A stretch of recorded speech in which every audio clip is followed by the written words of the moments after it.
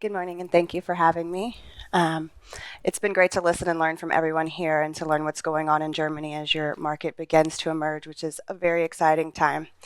I have a lot of background in emerging markets and in places in all across the US, and I'm very excited to be here internationally. I wrote a speech, but I'm not going to give it to you. I've thought a little bit about things as listening to everyone and hearing where you guys are with some things, and I think that it's more important now to speak to you about heartfelt leadership and why we do this industry, why it matters so much, and why we are so important to not just Germany or the EU, but the world, and the change that can be made through cannabis. I want you today to think about your why you got into this industry, why you care, where your heart is in cannabis. This is a plant that is much more than just something that is a good time or something that is a way for us to get the Ferraris. This is a plant that changes the lives of people, but it's also negatively impacted the lives of many over its prohibition, not just here, but worldwide. How many of you have been in cannabis for 5 years? One. How many of you have been in cannabis for 2 years? Why did you come into cannabis? What was your reasoning? Because the challenge? Okay. Okay. So you have a. There we go. That's a great ad for his next talk. You get to hear about science. Why did you guys get involved in the industry?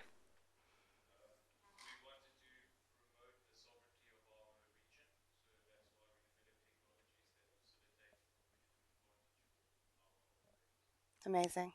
How many of you have ever had someone in your family diagnosed with cancer or a child with a debilitating illness? That's my why.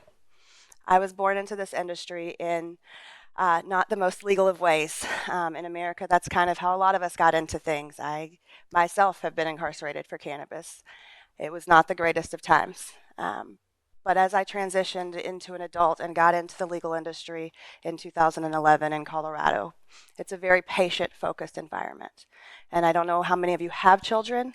I'm a mother, my son is 11, and I'm very blessed that he's a very healthy, happy young man. But I was able to work with children that were my son's age and watch this plant that we are stewards of change the lives of those children. That will change your why very quickly. We are a plant focused and a people focused industry. Whether it's making sure to restore the lives of those who were negatively impacted by the prohibition of cannabis. I enjoyed listening to the gentleman speak about their consumption lounges because it takes a lot of courage to come into something when it's scary, to come into something when it's unsafe, and to say, I believe that what is right is not necessarily what is legal right now. And because of reasons bigger than myself, I'm willing to take a chance.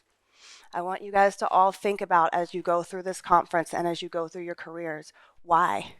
Because if you don't have that why, I promise you this is a great industry, but it is the easiest way to lose $1 million, not make one sometimes. And there are days when you will not want to do this. And if you are not completely focused on your passion and you don't have a why that expands beyond yourself, you will quit. It's very important to think about the fact that you can change people's lives. You can change the economy. You're creating jobs. You're creating so much growth. And it's way bigger than any of us in here. I am from a place where people love to have big egos. I live in Los Angeles, California, and everyone you meet there is the most important person in the world if you ask them. None of us are the most important person in the world. Taking back and taking a step back and saying, what can I do to serve this plant, to serve these people, and to serve this community is what will get you through. Having that focus and seeing things like bad product causing an issue with a patient. I've driven a 10-year-old child to the ICU with his mother holding him in the back seat because he got cannabis extract that had azodactrin present in it. Now, that's safe for healthy adult consumers, for recreational consumers. That is not safe for a child with an immunocompromised system. So seeing things like that makes you focus on why we're doing it. I want clean product because I want the consumers to be able to have a good experience, whether it's spiritual medicine or physical medicine. I don't believe necessarily in recreational use, although smoking is a great time. It's I had a bad day. My head hurts. I'm stressed out. I'm coming home. I don't want to talk to anybody. Maybe I need to smoke a joint before I go speak to my family. That's spiritual medicine. That's dealing with your emotional state, and that's just as important as the physical medicine that we use it for. As we move into looking at cannabis as a more pharmaceutically based product, it's important to keep the heart and the mind that this is something that is plant medicine. This is supposed to be different. This is not Bayer. This is not a cancer drug. It is, but it's not what has turned into such a fiscally driven market. If we look at pharmaceutical sales, how many times have you seen doctors be paid to prescribe a substance? That is not patient care. That is not conscientious practice. Making sure that you're doing things for the right reasons will get you through this industry. How many of you are excited to help people? How many of you wanted to help someone and that's why you got into this? My background is medicine. My background is traditional healthcare. I've now done everything from help write regulations for different states and municipalities to build out extraction facilities like this wonderful woman here who was speaking so intelligently yesterday. You guys don't care about that, I promise you. I could tell you all of that. You guys can read those things in books. You don't need to hear my SOPs.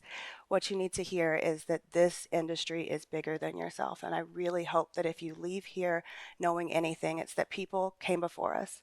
We're standing on the shoulders of giants. Weed in high school, right? That was not produced in a licensed way, but it was definitely a business. It was a business of underground people who were willing to risk their safety to push forward a plant that they believed in. And it's very important for us to understand and respect those people that came and sacrificed before us so that we can now bring this into a more mainstream situation.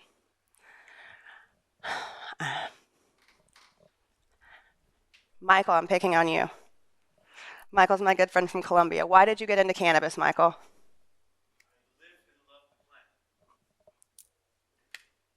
Excellent answer. You fed right in. You didn't even hear me and you fed right in. That's great. Absolutely. The power of this plant holds, we have an endocannabinoid system. We don't have an endo-ibuprofen system. We don't have, we're not designed to take those things in. This is something with CB1 and CB2 receptors that our body intrinsically needs. The same CBD that's present in cannabis is present in mother's breast milk. So we have a job to educate, to be good stewards, and being good stewards in an educational sense means not educating your consumer because it markets to your product, because maybe that's not accurate. Being good stewards means making sure that we bridge the gap between people who are like, no, this is a drug, and liken this to heroin or things that are detrimental to people. We have to change the face of cannabis in a way that still respects its roots and still respects where we're coming from, but also leads into a future where people are feeling safe and grandmother can say, hi, my hip hurts.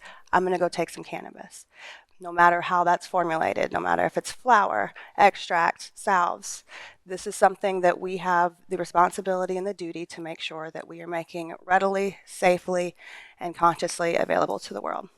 So that is what you get from me today, and I hope that you have a wonderful rest of the conference. I'm going to go switch mics because I'm stepping back into my moderator hat, but I'm very excited to spend the rest of the day with you guys, and I hope that you have taken something away from this and really, truly are able to focus on your why and the why that goes beyond you. Thank you.